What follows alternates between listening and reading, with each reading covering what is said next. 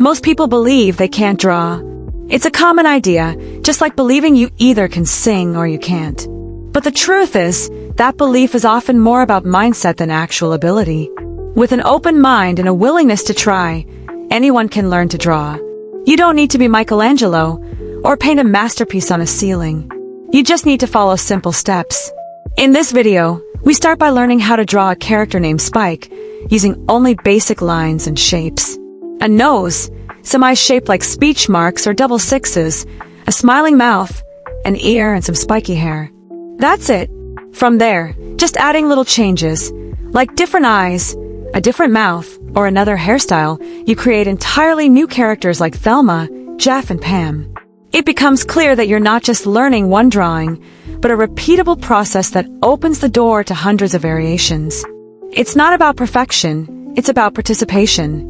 Kids do this naturally, but as we get older, many of us stop trying. However, even adults can rediscover that confidence. Whether you're in school, at work, or even recovering from a medical condition, drawing can be a valuable tool. It helps with memory, creativity, and communication.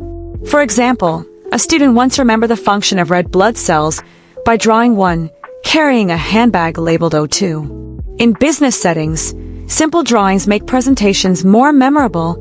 A boat with a few lines becomes a symbol of teamwork. One of the most powerful stories comes from a group of people who had experienced strokes and were working with a volunteer organization that helps those with communication difficulties.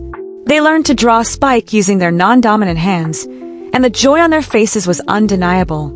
Despite challenges like aphasia, which affects reading, writing, speaking, or understanding, they followed the same steps and created something they were proud of.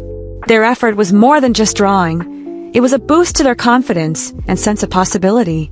In the end, many people walked in thinking they couldn't draw. But with some simple guidance and encouragement, they discovered they could.